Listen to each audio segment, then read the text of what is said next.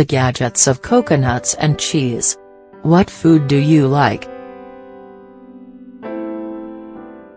I'm going to concentrate on two kinds of food, coconuts and cheese.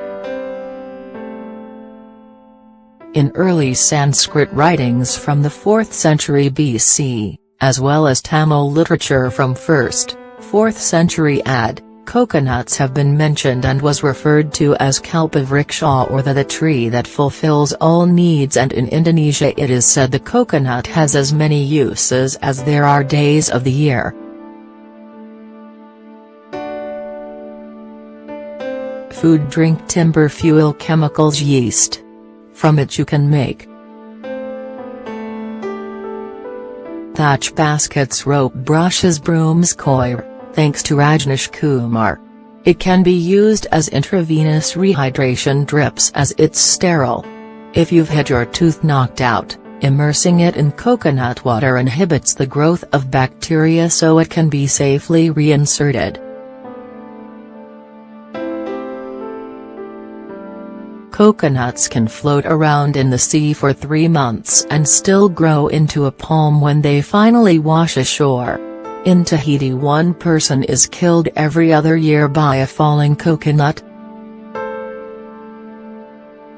Daimler Chrysler make biodegradable seats for their trucks out of coconut husks.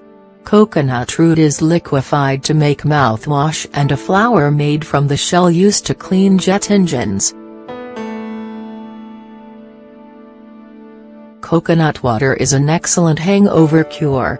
Coconut ferments so quickly in the heat, and can be turned into wine, liquor or vinegar, thanks John Burgess.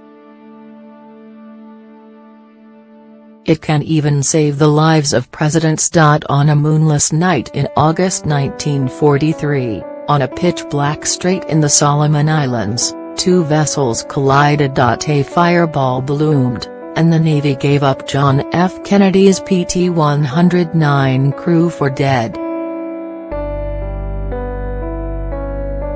But Lieutenant Kennedy fought, swimming for hours with his 10 remaining crew members, pulling one along by holding his life jacket strap in his teeth.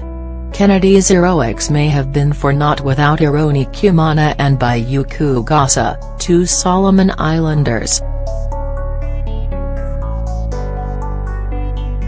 They found Kennedy and his crew 6 days after the wreck, subsisting on coconuts on a small island. Having no paper, he carved a message on a coconut. The message reads as, NOISL/commander/native knows positi/econ pilot/11 alive, needs small boat, Kennedy. The two islanders took the message from Kennedy and paddled at great risk 35 miles through Japanese territory to deliver it to the nearest Allied base. A rescue was launched. The crew, and the future president, were saved. He later used the coconut as a paperweight in the Oval Office.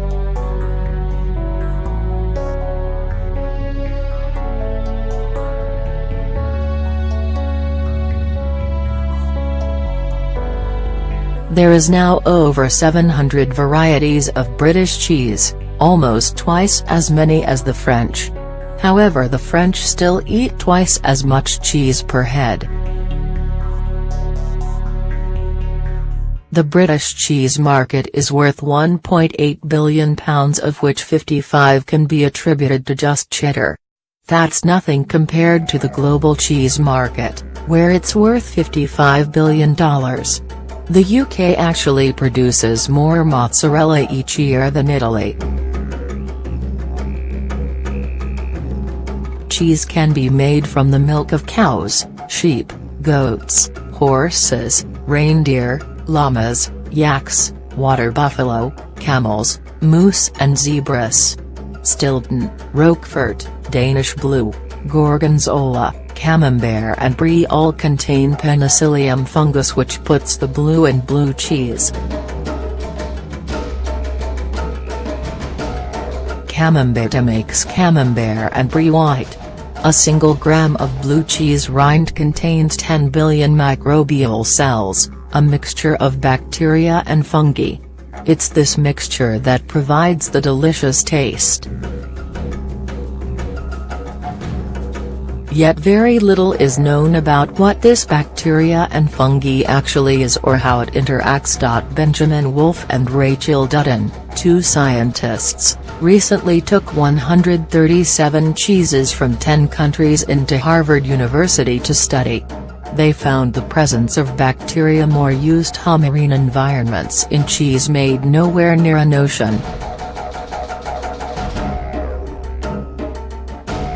But how?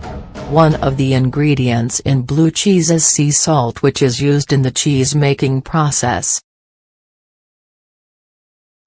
Apparently, the sea-dwelling bacteria, which is more used to living off the chitin-rich shells of crabs and other marine invertebrates, has found an alternative source of chitin, the fungi.